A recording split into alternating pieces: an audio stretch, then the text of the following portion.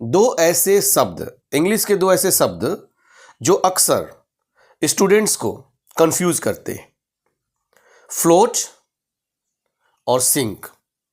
Sink का क्या मतलब होता है और फ्लोट का क्या मतलब होता है। दोनों पहली नज़र में तो एक जैसे ही लगता है कि डूबने को या तैरने को कह सकते हैं, मगर दोनों में फ़र्क है।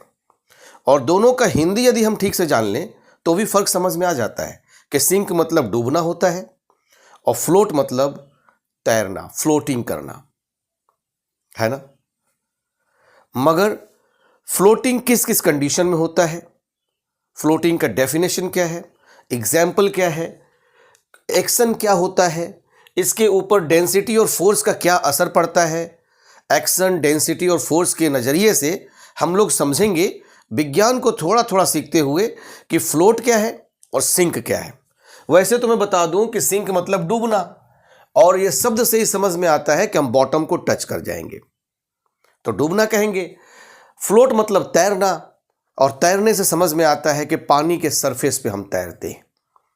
तो कोई भी ऑब्जेक्ट, कोई भी वस्तु, कोई भी व्यक्ति यदि पानी के सतह पर जब रहता है तब तक उसे फ्लोट कहते हैं, तैरना कहते हैं। पानी के सर्टेन लिमिट, सतह से थोड़ा सा भी नीचे जाने पर उसे सिंकिंग पोजीशन कह सकते हैं कि वह डूबते हुए अवस्था में है ना।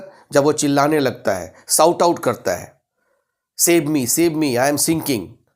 बट जब हम बॉटम को टच करते हैं या उस लिमिट तक टच कर देते हैं जब ऑब्जेक्ट पूर्ण रूप से, पार्शियली डूबेगा नहीं, मार्जिनली डूबेगा नहीं, पूर्ण रूप से जब डूब जाता है, जब ऊपर से दिखाई न दे तो भी सिंक कहते हैं।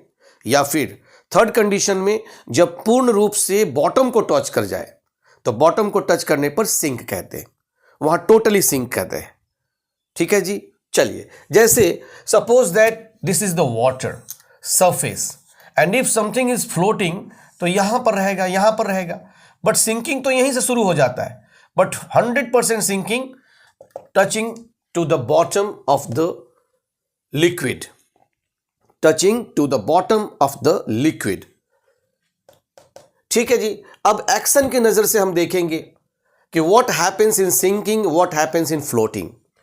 N objects downward movement to the bottom of a liquid. जब डाउनवर्ड मूवमेंट शुरू होता है लाइक दिस, ये सिंकिंग ही है, बट इसमें डाउनवर्ड मूवमेंट करते करते फिर बॉटम को भी टच करता है। Second condition, density.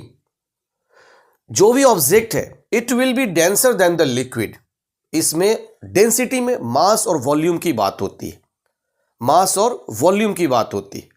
It will be more than liquids density.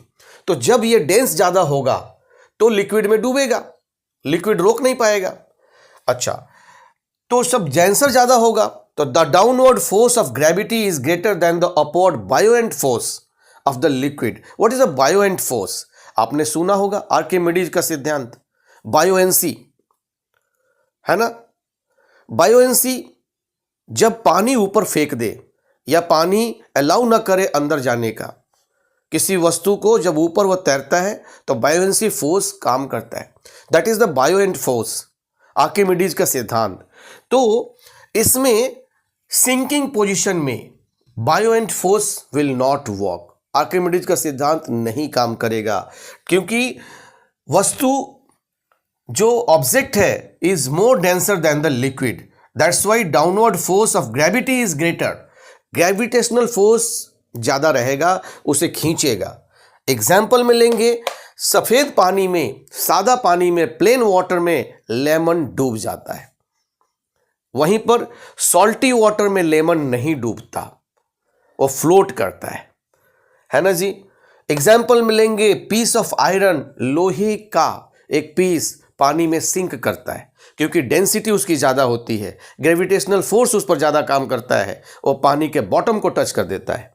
सीप तब सिंक करता है जब सीप खराब अवस्था में हो, कहीं से छेद हो जाए, पानी भर जाए, आग लग जाए और वह अपने को रोक ना पाए, और फिर उस अवस्था में जैसे कि टाइटैनिक डूब गया, है ना जी। या फिर मार्बल क्या होते हैं, उसका डेंसिटी ज़्यादा होता है, स्टोन डेंसिटी ज़्यादा होता है, ग्रेविटेशनल फोर्स ज़्यादा काम करता है, इसलिए पानी में वो मर्ज हो जाता है, वह डूब जाता है। वहीं पे फ्लोट में क्या होता है, एन ऑब्जेक्ट्स मूवमेंट टू और on the surface of the liquid, surface of the liquid पर वह फ्लोट करता है ऑब्जेक्ट। क्यों? ऑब्जेक्ट का मूवमेंट होता है and that movement on the surface is called floating. Less dense then the liquid. What is the less dense? Object is less denser than the liquid. Liquid से इसका density कम होगा तो डूबेगा, हल्का होगा तो डूबेगा। भारी वस्तु हमेशा डूबती है और हल्की वस्तु हमेशा तैरती है, फ्लोट करती है।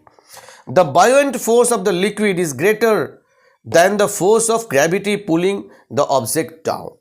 What is the meaning of this? इसमें बायोएंसी फोर्स ज्यादा होगा ग्रेविटेशनल फोर्स से, और सिंकिंग में ग्रेविटेशनल फोर्स ज्यादा होगा, बायोएंसी फोर्स कम होगा। Is it clear to you? जैसे लेमन इन सॉल्टी वाटर, हमेशा जब पानी में आप एक ग्लास लीजिए, प्रैक्टिकल घर पर कर सकते हैं कि एक ग्लास में पानी लेकर सादे पानी में यदि आप नींबू डालते हो तो नींबू डूब जाता है, बॉटम, ग्लास के बॉटम को टच करता है। मगर जैसे ही आप उसमें नमक मिला देते हो और फिर नींबू को डालोगे तो आप उसे प्रेस भी करेंगे तो डूबेगा नहीं, वो फ्लोट करेगा। तो फ्लोट और सिंक का वहां पे आप एग्जाम्पल ले सकते हैं।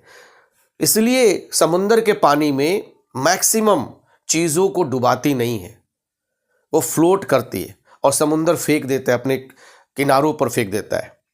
ठीक है जी। वुड पीस ऑफ वुड, लकड़ी का टुकड़ा, डेंसिटी कम होगा, ग्रेविटेशनल फोर्स कम होगा तो बायोएंसी ज़्यादा होगी और यह फ्लोट करता है। शिप फ्लोट करता है क्योंकि शिप को इस स्ट्रक्चर में बनाया जाता है कि उसका वजन आगे के फोक्सल पे या पीछे के क्वार्टर डेक पे वो डिवाइड हो जाता है, और पार्शियली डिवाइड होने से शिप हमेशा फ्लोट करता है। फेदर, पंख, स्ट्रॉ, लकड़ी या पीने वाला पाइप बहुत ही हल्का होता है, फ्लोट करता है। लीफ, पत्ता, हमेशा फ्लोट करता है क्योंकि हल्की वस्तु फ्लोट करती है, भारी वस्तु नीचे बैठ जाती, डूब जाती। तो डूबना और तैरने में, सिंक और फ्लोट में आज आपने और हमने सीखा कि बेसिकली क्या डिफरेंसेस हैं। ग्रेविटेशनल फोर्स को ध्यान में रखते हुए, बायोएंसी फोर्स को ध्यान में रखते हुए, एक्शन क्या होता है, डेंसिटी क्या होती है, मास और वॉल्यूम क्या होता है, ये सभी कुछ वर्क करते हैं और सिंक और फ्लोट पे डिफरेंसेस पैदा करते हैं। तो वीडियो यदि अच्छी लगी हो तो चैनल को सब्सक्राइब करते हुए अपना लाइक और कमेंट कीजिए और अपने दोस्तों में भी शेयर कीजिए। फिर मिलेंगे किसी अन्य टॉपिक के साथ सिर्फ और सिर्फ the English Guru Shiva Ganesh YouTube channel पर। तब तक के लिए जय हिंद, जय भारत।